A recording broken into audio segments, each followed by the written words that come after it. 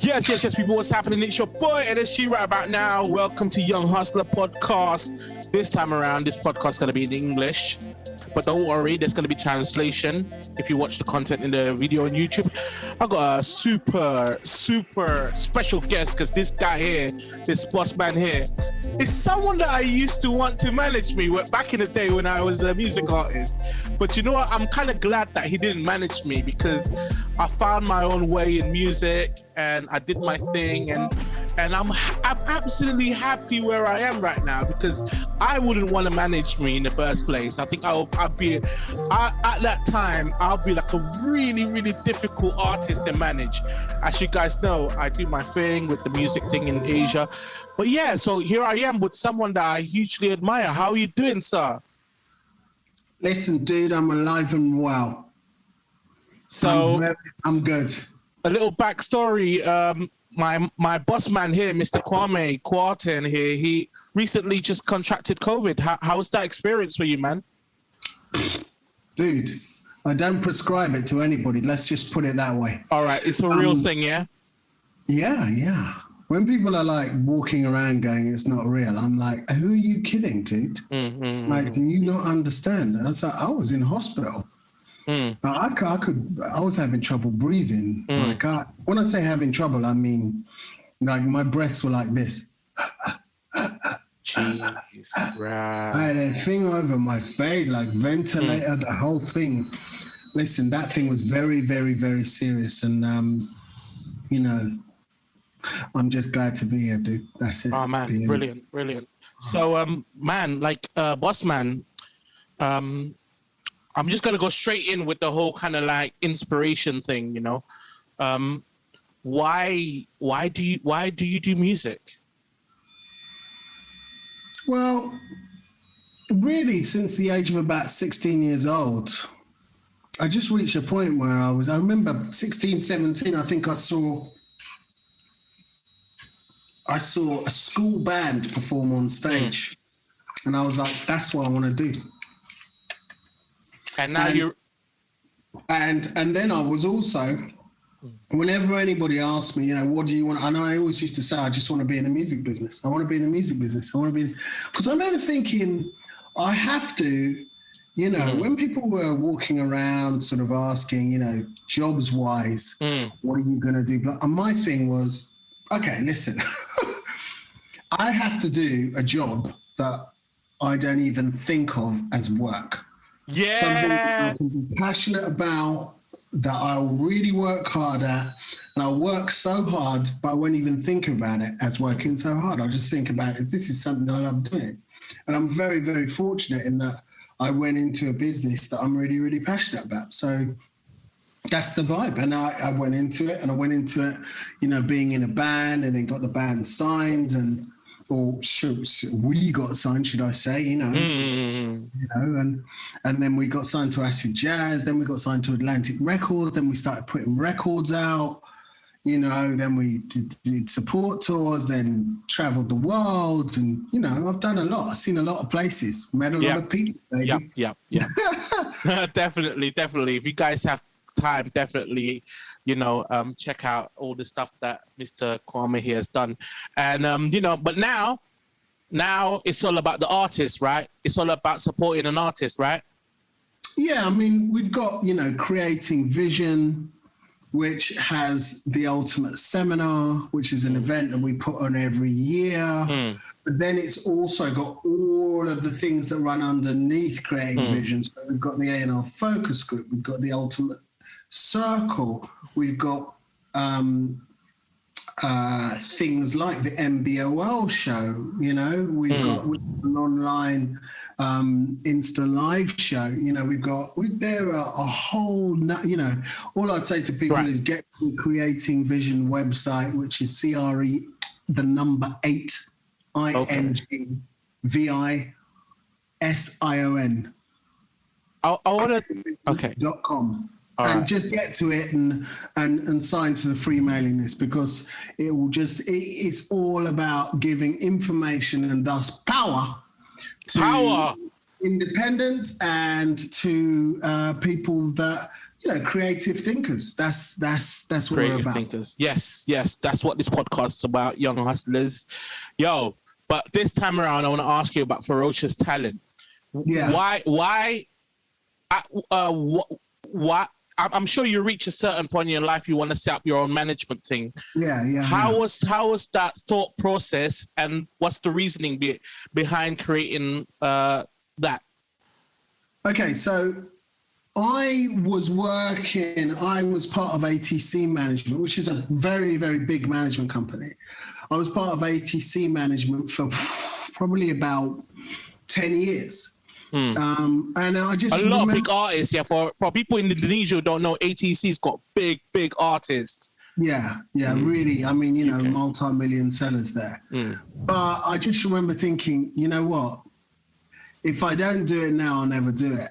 So I just got really fortunate in that I got one job that meant that I could sort of anchor on my business for a year and set it up. And I remember thinking, if I don't jump now, I'll be here forever. Right. And I thought, I don't know if that's my end goal, really. So I took the leap. And I'm not saying, it's tough, but then at the same time, it's very, very fulfilling, because right. It just meant that, it's your own thing. Yeah. It's your baby. Totally. What makes your kind of like management and your approach? Because obviously the name is ferocious, right? Yeah. Yeah. What makes an artist ferocious? What kind of, a lot of the time, to be honest, is where the name came from. Like a lot of the time, people would be like, so what's different about your company? Or they'd say, what about what are your artists like? And I'd say, well, they're ferociously talented, is what I would say. Yeah, that's big. And so when it came to the name, I was like, I kept saying they're ferociously talented, and I remember being, that's ferocious talent. Then I remember thinking, surely someone's got that name, and I went and looked, no one had it. I was like, that's amazing, ferocious talent. I was like, what a great name. So I just ran with it. Yeah, man, it's brilliant, man. And when you discovered Laura. Was she under ferocious?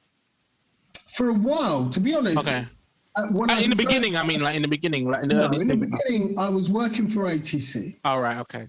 And I was working for ATC, and I at the time I was looking after an artist called Rumor, and Rumor we sold a lot. I mean, we sold 1 million units at Atlantic Records with Rumor. And I remember just being like, okay, cool. But I remember thinking, I think there's something else out there. And really, just as I was thinking that, I got hit up by the producer, Steve Brown, and she said to me, Kwame, I've been sent this just a few songs by this artist. Anyway, so he then sent them through, and I was like, yo, who's this? And he said it's this girl who's this woman young woman who is from Birmingham.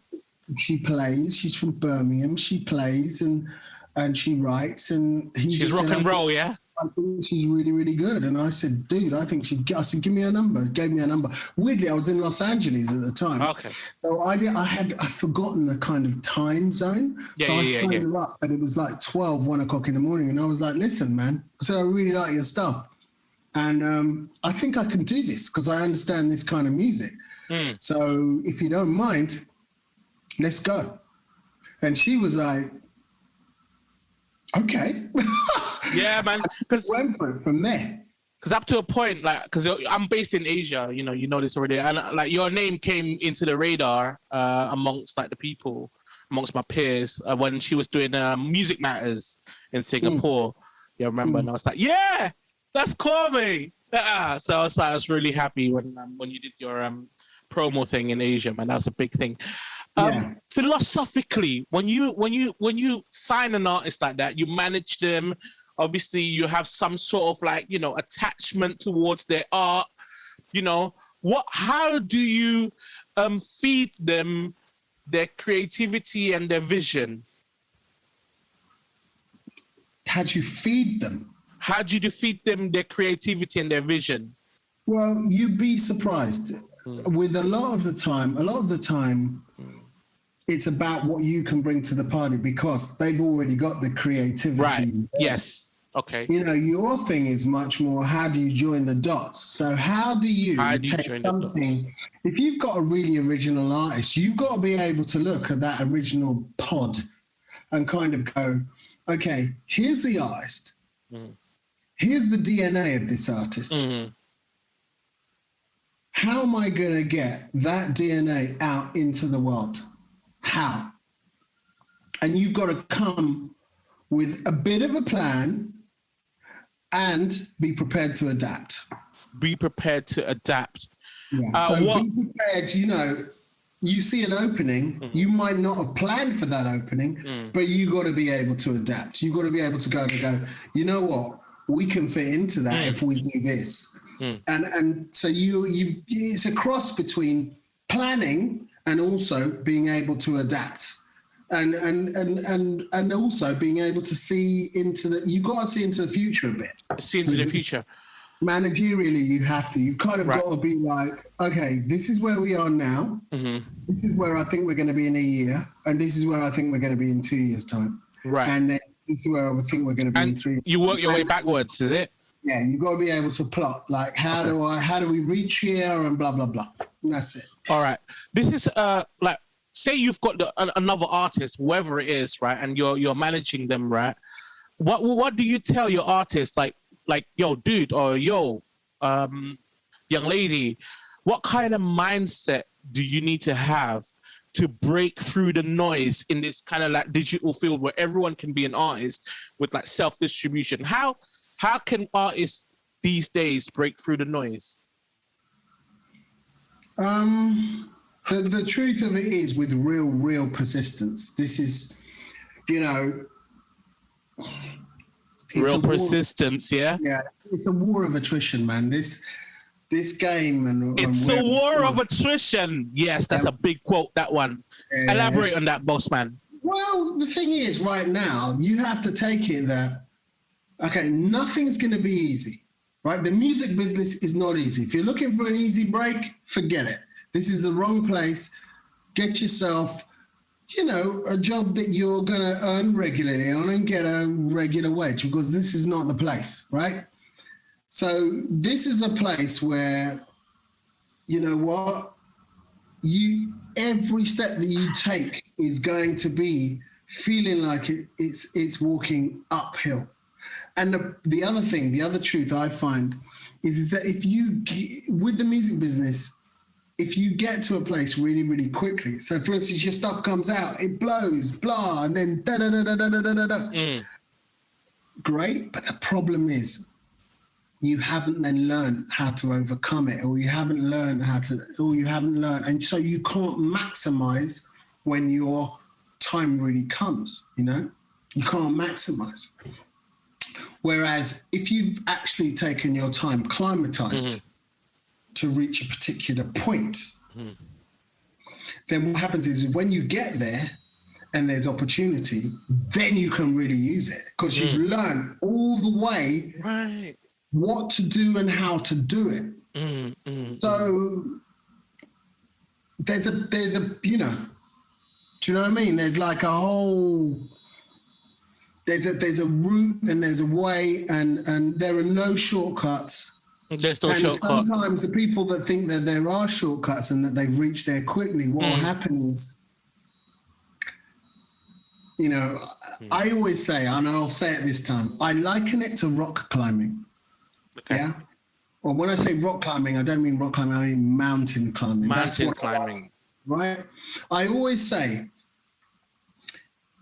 generally, people think that there's two paths, right? And one is the long way, which is you start at the bottom, you reach base camp 1, then you get to base camp 2, then you get to base camp 3. By the time you get to base camp 6, you meet some different travelers there and they give you some oxygen packs.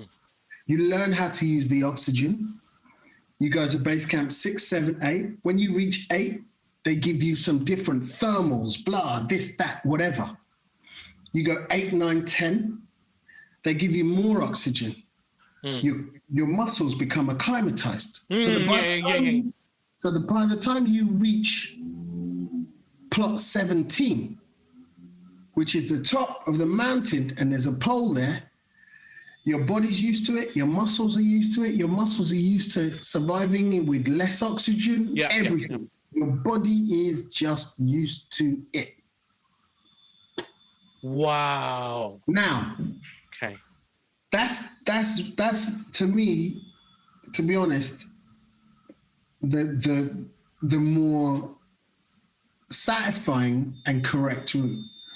However, there is also what happens when something comes quick. When something comes quick, imagine that at the bottom of the mountain, there is an elevator. And that elevator has got somebody who's usually dressed in, shiny flashy stuff. And they say to you, listen, come into this elevator and you can miss out all 17 steps. We'll just go straight up. So what happens is some artists, they get the dazzles in their eyes and they go, you know what? Forget that. If I take that, man, it's going to take me like 2, 3, 4 years, 5 years. Forget it. Let me just take this elevator and I'm going to reach it in 3 months. So what happens is they jump into the elevator. And they jump into the elevator and there's the guy, he's dressed in the shiny and he's there and he's working with this woman and she's dressed shiny as well and everybody's shiny, right? And they tell her, don't worry, everything's gonna be great. When you get up there, you got the fame, you got the fortune, you got everything, you put these records out, maybe it's not gonna be what you wanna be putting up, it doesn't matter, don't worry about it, we're gonna get you up there and bam! So you get to the top of the mountain and you get there really, really quickly. You stand there, you grab the flag and you put the flag in the air, you say, see? It didn't take me any time. And just as you say that, a gust of wind comes. Big gust of wind. Now, because you don't have the muscles, you haven't learned how to climb, etc. The gust of wind has come. You haven't got the muscles because you just came up in the elevator. What happens? You go in the air, fall back down, right to the bottom. But this time, you got a broken leg. Yeah, so you see what I'm saying? Yeah. So it takes you 2, 3, 4 times as long, all because you wanted the shortcut. There's no shortcut. No. Wow, that's... There's no shortcut. There's no shortcut. That's it. And I tell my artists this, and they understand it. I'm like, look, dudes, if you want it quick this, quick that, don't come to me. Forget it. I'm not the right person. If you understand that this might take a minute, fine. Let's chat. Wow, people. Wow, that's guys, if you're listening to this is some beautiful gems. I think you can't afford.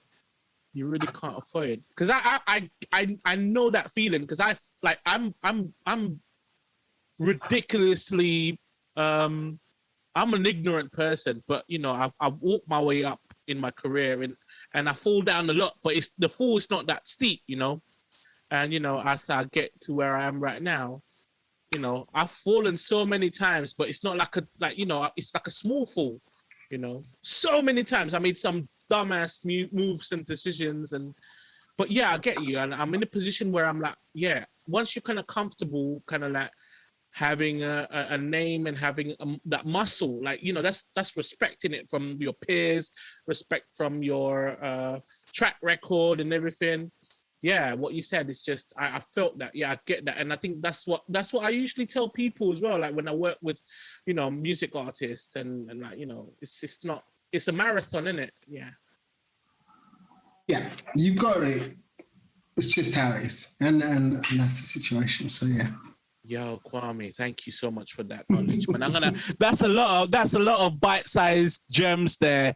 You're gonna expect to see a lot of that in Instagram.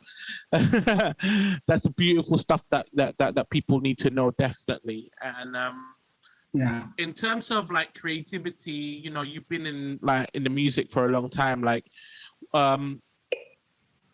obviously part of that, you know, climb up an artist gain like respect, attention, energy. I want to talk in more of a spiritual sense.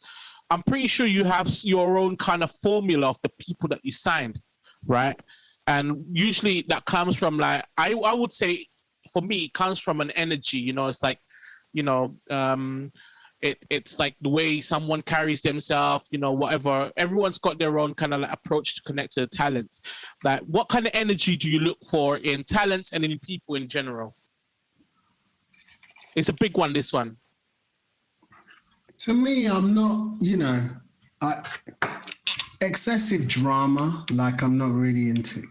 You know, my thing is tough enough. You know, this game's tough enough without like somebody creating just more nonsense just for the sake of attention. So again, if that's the kind of artist that you are, I'm not interested. I am interested in talent, but I'm not interested in talent without the hard work. Talent, okay, talent with no hard work is beaten by hard work. You know, they say, in fact, there's a guy called Mark Williams said to me, he said, talent, he said, without hard work is like a Porsche without an engine. He said it looks great on the outside, but it's going nowhere.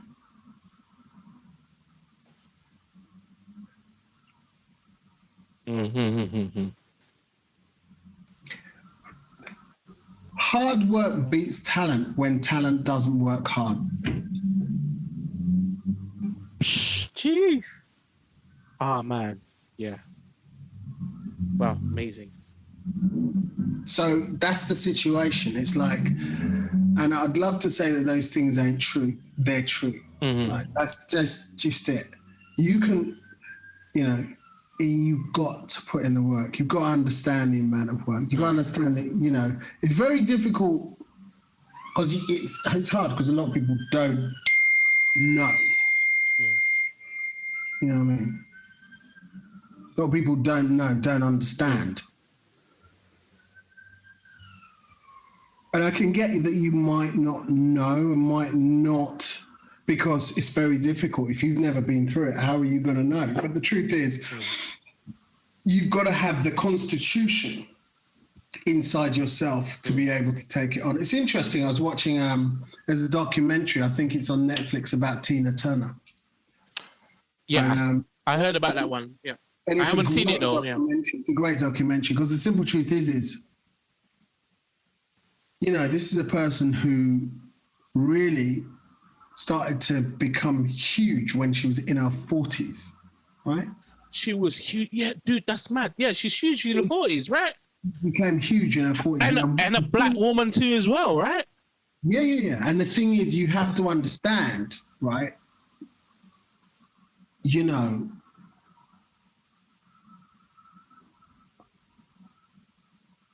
she became huge in her 40s. This is a strong black woman who had been through, you know, a tough time to get there. Yeah, ridiculously. But when the time came, she had done more than enough of her mountain climbing, so that when the time actually came, she was more than ready. So she was able to kind of do 180 shows in a year. Jesus. And then able to do 230 shows in another year. She was able to do it and pull it off. Ain't gonna lie, I was 10 at the time and I bought a single for GoldenEye, and that tune, I didn't even get music, and I got that single and I played that to death, not realizing she's in her 40s or whatever, maybe in the 50s. That's crazy, man. Yeah, you're right about that. Let's get it right, right? And this is one of the great things about streaming now. Streaming has made the age of the artist less important. Yeah.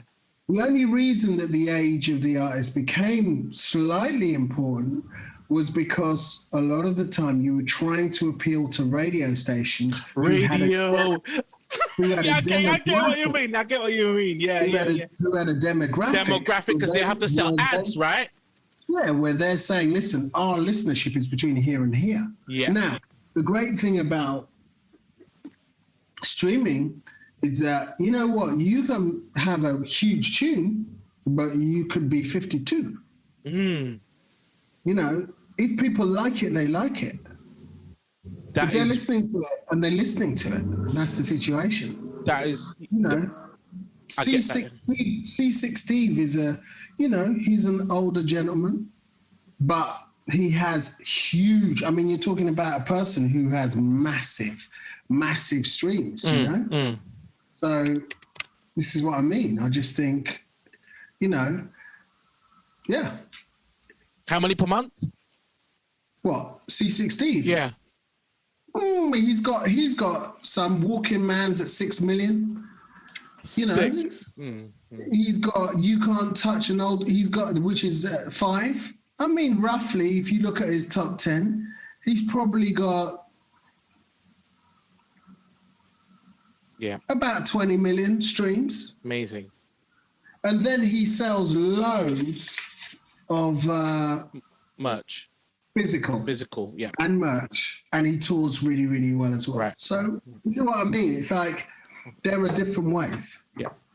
Look, last question, Kwame, before we end this podcast. What excites you about the future? Oh, mate, loads. Seriously, there's loads. There's too much. Give us some. Just quick one. Just quick shout-outs, okay. Streaming is one of them, right? Yeah, streaming definitely. And also, I think streaming reaching a point where it can have an open and transparent discussion between artists and labels and publishers about making sure that the flow of money back to the artist is as good as it can be. So I'm looking forward to that, and I think that will happen. I'm an optimist. So I think that's one. I think number 2, I'm looking forward to the evolution, even more so, of black music in the UK. Yes. I'm also looking forward to, Ferocious Talent and everything that it's got going on. We've got some great artists, obviously Blue Lab Beats, obviously Blue Lab Beats, yes. Are they still with Believe? No. They're signed to Blue Note Records now, Universal. Big. Wow. And then Caitlin Scarlett, who's got stuff coming out, Warner Brothers, and she's still independent. She's got features coming out on Warner Brothers and various labels. And all sorts. There's a new rock band, Sleepwell Beast, great new rock band. There's them. There's Jack Gourlay as a producer. He's doing huge things. Just had his first platinum album. Big. Rob Shirelli in America, who we look after. Great mix engineer. He's won his 5th Grammy. Wow. Steve Brown, who's doing some great, he's writing musicals at the minute, and he's got all sorts coming. So we've got a lot. There's a lot happening within Ferocious, and then outside of that, we've got, as I said, Creating Vision. Yep. We've got all of the initiatives that come through there. Great to be a part of. Obviously, I do A&R as well. I do A&R for Point Blank Records, so I'm director of A&R there, which is great. We just had a big tune with Dreams, with Vivian Chi. We've also got Ultra Nate, a song with her and the Funk Cartel coming out. Cut a deal for that today, actually. All right, nice one. Yo, people, I'm gonna set up a playlist of my boss man here, of all the works that he mentioned above. There's gonna be a Spotify playlist. If you're in YouTube, there's gonna be a link to it. So I'm gonna spend time researching on all that, getting updated, and see the amazing work that this man done throughout his career, and just like, once again, I just want to say thank you so much, Kwame, for your time to give your beautiful, amazing insights. I'm very fortunate that I work with some great people. with the seminar, I've got Andrea Yule and Nikki Charles. But when you're coming to Asia, that's the thing about it, because like most of our listeners are like in Asia. Listen, man, don't worry, I'll be there. Yeah, it's a global thing now, right? Yeah, I'll be there. Yeah, you'll be there. All right. You know, I'll be there because the Blue Lab right now, I know, especially in Japan, stuff's for real? Yeah, yeah. Big. All right. Kwame, once again, thank you. Yo, it's your boy NSG. Young Hustlers, we're out. God bless. Peace.